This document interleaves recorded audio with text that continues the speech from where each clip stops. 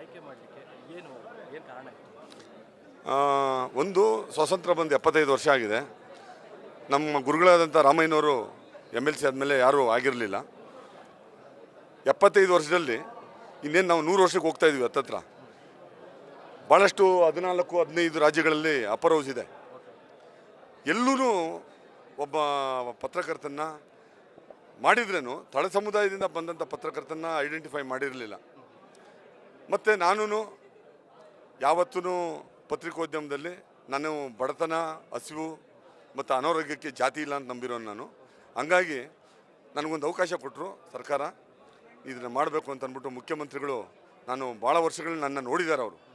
ನಾನು ವಿದ್ಯಾರ್ಥಿ ದಶೆಯಿಂದ ನನ್ನನ್ನು ಭಾಳ ಜನ ನೋಡಿರೋದ್ರಿಂದ ಖರ್ಗೆ ಸಾಹೇಬರು, ಇವರು ಮುಖ್ಯಮಂತ್ರಿಗಳು, ಉಪಮುಖ್ಯಮಂತ್ರಿಗಳು ಇವರೆಲ್ಲ ನನಗೆ ಇರೋದ್ರಿಂದ ನನ್ನ ನಿಲುವುಗಳು ಸ್ಪಷ್ಟವಾಗಿದೆ.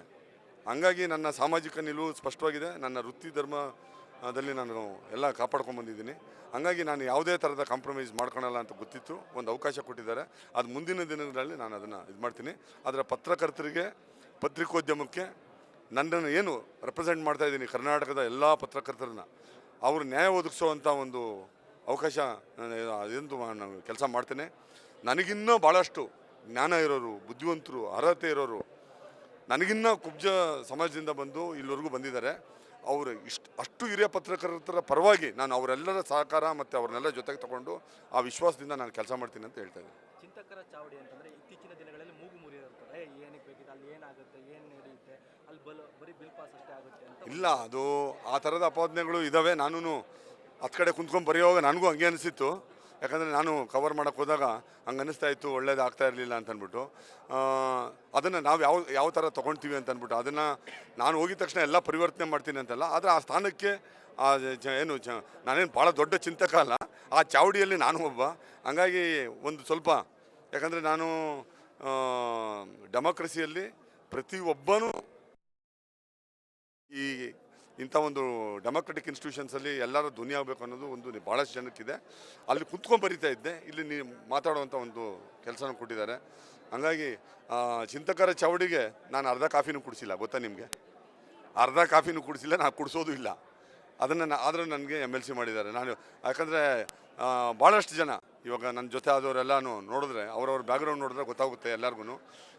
ಆ ಥರ ಐಡೆಂಟಿಫೈ ಮಾಡಿದ್ದಾರೆ ನನ್ನನ್ನು. ಈ ಸ್ಥಿತಿಯಲ್ಲಿರೋಣ ಒಬ್ಬ ವರ್ಕಿಂಗ್ ಜರ್ನಲಿಸ್ಟ್ನ ನಾನು ಇದನ್ನು ಅನೌನ್ಸ್ ಆದಾಗ ಪತ್ರಿಕೆ ಆಫೀಸಲ್ಲಿ ಕುತ್ಕೊಂಡು ಬರೀತಾ ಇದ್ದೆ. ಎಲ್ಲ ಸ್ನೇಹಿತರು ಬಂದು ಹೇಳಿದಾಗ ಒಬ್ಬ ವರ್ಕಿಂಗ್ ಜರ್ನಲಿಸ್ಟ್ನ ವಿಧಾನಸೌಧಕ್ಕೆ ತೊಗೊಂಬಂದಿದ್ದಕ್ಕೆ ನಾನು ಮತ್ತೊಮ್ಮೆ ಮುಖ್ಯಮಂತ್ರಿಗಳಿಗೆ ಮತ್ತು ಹೈಕಮಾಂಡ್ ಇರ್ಬೋದು, ಮಲ್ಲಿಕಾರ್ಜುನ್ ಖರ್ಗೆ ಸಾಹೇಬರು ಇರ್ಬೋದು, ಇವ್ರಿಗೆಲ್ಲರಿಗೂ ನಾನು DK ಅವರು ಇರ್ಬೋದು, DK ಶಿವಕುಮಾರ್ ಅವರು, ಹಂಗಾಗಿ ಅವ್ರಿಗೆಲ್ಲರಿಗೂ ನಾನು ಅಭಿನಂದನೆ ಸಲ್ಲಿಸ್ತೇನೆ. ನಿಮ್ಮ ಮೇಲ್ಮನೆ ಎಂಟ್ರಿಗೆ ಪತ್ರಿಕೋದ್ಯಮ ಸಹಾಯ ಆಯಿತಾ, ಜಾತಿ ನೆಲೆ ಸಹಾಯ ಆಯಿತಾ? ಪತ್ರಿಕೋದ್ಯಮ ಸಹಾಯ ಆಯಿತು. ನೀವು ಇನ್ನೊಂದು ತಿಳ್ಕೊಬೇಕು, ನಾನು ಜಾತಿಯಿಂದ ಕೋಟಾಲ್ಲಿ ಬರಲಿಲ್ಲ. ಶಿವಕುಮಾರ್ ಪತ್ರಕರ್ತ ಅನ್ನೋ ಕೋಟಲ್ಲಿ ಬಂದಿದ್ದೀನಿ. ಮೋಸ್ಟ್ಲಿ ಜಾತಿಯಿಂದ ಏನಾದರೂ ಕೊಟ್ಟಿದ್ರೆ ನಾನು ರಿಜೆಕ್ಟ್ ಮಾಡ್ತಾ ಇದ್ದೆ. ಅದನ್ನು ಮುಖ್ಯಮಂತ್ರಿಗಳು ಹೇಳಿ ಬಿಡ್ತಾ ಇದ್ದೆ. ಯಾಕಂದರೆ ಆ ಅಸ್ಪೃಶ್ಯತೆ ಲೇಪ 54 ವರ್ಷ ಆದಮೇಲೆ ಮತ್ತೆ ಅಂಟ್ಕೊಳ್ಳುತ್ತೆ ಅಂದರೆ ನಾನು ಅಂಟಿಸ್ಕೊಳ್ಳೋಕೆ ರೆಡಿ ಇಲ್ಲ. ನಾನು ಅದನ್ನು ವಾಪಸ್ ಕೊಟ್ಬಿಡ್ತಾ ಇದ್ದೆ. ಇವತ್ತಿನ ದಿನಗಳಲ್ಲಿ ಪತ್ರಿಕೋದ್ಯಮ ಕೂಡ ಎಲ್ಲೊಂದು ಕಡೆ ನೆಲೆ ಕಾಣದಿರೋ ಪರಿಸ್ಥಿತಿಗಳಿದ್ದಾವೆ. ನೀವು ಪರಿಷತ್ಗೆ ಹೋಗಿ ಈ ಪತ್ರಿಕೋದ್ಯಮನ ಯಾವ ರೀತಿ ಅದನ್ನು? ಇಲ್ಲ, ಪತ್ರಿಕೋದ್ಯಮಕ್ಕೆ ನೆಲೆ ಕಾಣದೇ ಇರೋಂಥ ಪರಿಸ್ಥಿತಿನೇ ಇಲ್ಲ.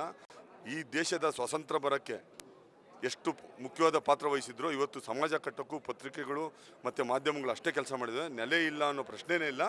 ಯಾಕಂದರೆ ನೆಲೆ ಗಟ್ಟಿಯಾಗಿರೋದಕ್ಕೆ 75 ವರ್ಷ ಪ್ರಜಾಪ್ರಭುತ್ವನೇ ಇರೋದು ಈ ದೇಶದಲ್ಲಿ. ಇಲ್ಲಾಂತಂದರೆ ಪಕ್ಕದ ನೇಪಾಳು, ಬಾಂಗ್ಲಾದೇಶ, ಪಾಕಿಸ್ತಾನ ಥರ ಆಗ್ಬಿಡ್ತಾಯಿತ್ತು ನಮ್ಮ ದೇಶ. ಹಂಗಾಗಿ ಮೀಡಿಯಾ ಗಟ್ಟಿಯಾಗಿರೋದ್ರಿಂದ ನಾವು ಈ ದೇಶ ಉಳಿಸೋಕ್ಕೆ ಆಗಿದೆ. ಇನ್ನೂ ಅಷ್ಟು ಗಟ್ಟಿಯಾಗಿರುತ್ತೆ. ಏನೇ ಆದ್ರೂ ಡೆಮೋಕ್ರಸಿ ಏನು ಬಾಬಾ ಸಾಹೇಬ್ರು ಏನು ಹೇಳಿದ್ದಾರೆ ಫ್ರೀಡಮ್ ಆಫ್ ಪ್ರೆಸ್ ಅಂತ, ಅದನ್ನು ಡೆಫಿನೆಟಾಗಿ ಉಳಿಯುತ್ತೆ. ಎಷ್ಟೋ ಪ್ರಯತ್ನಗಳು ನಡೆದಿದ್ದಾವೆ ಬೇರೆ ಬೇರೆ ಕಾಲಘಟ್ಟದಲ್ಲಿ. ಬೇರೆ ಬೇರೆ ನಾಯಕರು ಬಂದಾಗ ಇವತ್ತಿನ ಸರ್ಕಾರಗಳು ಯಾವ್ಯಾವ ಥರ ಮಾಡಬೇಕು ಎಲ್ಲ ಮಾಡಿದ್ದಾರೆ. ಆದ್ರೂ ಈ ದೇಶದಲ್ಲಿ ಪ್ರೆಸ್ ಕುಗ್ಗಿಲ್ಲ, ಅದ್ರ ವಾಯ್ಸ್ ಕುಗ್ಗೋದು ಇಲ್ಲ. ನಾನಂತೂ ನನ್ನ ವಾಯ್ಸ್ ಅಂತೂ ನಿಲ್ಲೋದೇ ಇಲ್ಲ. ಇಷ್ಟೇ, ಇದಕ್ಕಿಂತ ಜಾಸ್ತಿ ಇರುತ್ತೆ ನನ್ನ ಡೆಸಿಬಲ್ಲು.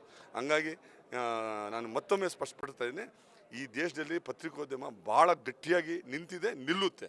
ಏನಕ್ಕೆ ಅಂತಂದರೆ ದಮನಿತರ ಪರವಾಗಿ ಪ್ರಜಾಪ್ರಭುತ್ವ ಉಳಿಸೋಕ್ಕೆ, ಈ ವ್ಯವಸ್ಥೆ ಪರವಾಗಿರೋದಕ್ಕೆ, ಬಡವರ ಪರವಾಗಿರೋದಕ್ಕೆ ಈ ಕೆಲಸ ಮಾಡುತ್ತೆ ಅಂತ ನನ್ನ ಭಾವನೆ. ಕೊನೆ ಪ್ರಶ್ನೆ ಸರ್, ನಿಮ್ಮ ಕುಟುಂಬ ಜೊತೆಗೆ ಕಾಂಗ್ರೆಸ್ಗೆ ಏನು ಹೇಳ್ತಾರೆ ಈ ಸಂದರ್ಭದಲ್ಲಿ? ಇಲ್ಲ, ನನ್ನ ಕುಟುಂಬಕ್ಕೆ ನಮ್ಮ ತಂದೆ, ನಮ್ಮ ತಾತ ಕಾಂಗ್ರೆಸ್ನವರು. ಅವರು ತಾಲೂಕು ಬೋರ್ಡಲ್ಲಿ ಮೆಂಬರ್ ಆಗಿದ್ದರು, ಅಧ್ಯಕ್ಷರಾಗಿದ್ದರು, ಅಕ್ಕಣ್ಣಪ್ಪನವ್ರು ಅಂತ ಅಂದ್ಬಿಟ್ಟು. ನಾನು ಓದ್ ತೊಗೊಂಡಿದ್ದು ಅವ್ರ ಮೇಲೇ.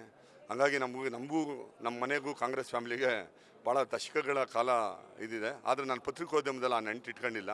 ಭಾಳ ಜನ ವಿರುದ್ಧವೂ ಬರೆದಿದ್ದೀನಿ. ಹಂಗಾಗಿ ಪಕ್ಷಕ್ಕೆ ಹೇಳ್ತೇನೆ, ಏನು ನ್ಯಾಯ ಇದೆಯೋ ಅದ್ರ ಪರವಾಗಿ ನಾನು ಹೋರಾಟ ಮಾಡ್ತೀನಿ, ಅದಂತೂ ಗ್ಯಾರಂಟಿ. ಪಕ್ಷ ಕಟ್ಟುವಂಥ ಒಂದು ಜವಾಬ್ದಾರಿ ನನಗೇನು ಕೊಟ್ಟಿಲ್ಲ ಅವರು. ಯಾಕಂತಂದರೆ ಈ ಮುಂದಿನ ದಿನಗಳಲ್ಲಿ ಯಾವುದೇ ರೆಸ್ಪಾನ್ಸಿಬಿಲಿಟಿ ಕೊಟ್ಟರೆ ನಿಭಾಯಿಸ್ತೀನಿ. ನಾನು ಅವರ ಎಕ್ಸ್ಪೆಕ್ಟೇಷನ್ಸ್ಗೆ ನಾನು ಉಳಿತೀನಿ, ಅದನ್ನು ನಾನು ಅವರ ಫುಲ್ಫಿಲ್ ಮಾಡೋ ಪ್ರಯತ್ನ ಪಡ್ತೀನಿ. ನಾನೇನು ಬಂದಿದ ತಕ್ಷಣ ದೊಡ್ಡ ಲೀಡರ್ ಆಗ್ಬಿಟ್ಟು ಸಮಾಜದಲ್ಲಿ ಸುಧಾರಣೆ ಮಾಡ್ತೀನಿ ಅಂತ ನಮ್ಗೆ ಆ ಥರದ ಇಲ್ಯೂಷನ್ಸ್ ಏನು ಬಂದಿಲ್ಲ ನಾನು. ಹಂಗಾಗಿ ನಾನು ಒಳ್ಳೆ ಕೆಲಸ ಮಾಡೋವಂಥ ಅವರ ವಿಶ್ವಾಸ ಏನಿಟ್ಟಿದ್ದಾರೆ, ನಾನು ಹೇಳಿದ್ನಲ್ಲ, ಅರ್ಧ ಟೀ ಕುಡಿಸ್ದೇ ಇರೋನಿಗೆ ಯಾವುದೋ ಒಂದು ನಿಂತ್ಕೊಂಡು ಭಾಳ ಫೈರ್ ನಿಮಗಿನ್ನೂ ಜಾಸ್ತಿ ಫೈರಲ್ಲಿ ಕೇಳೋನ್ನ ನಮ್ಮನ್ನು ತೊಗೊಂಬಂದು ಇಲ್ಲಿ ಹಾಕಿದ್ದಾರೆ. ಹಂಗಾಗಿ ಅದನ್ನು ಉಳಿಸ್ಕೊಳ್ತೀನಿ ಅಂತ ನನ್ನ ನಂಬಿಕೆ ಇದೆ.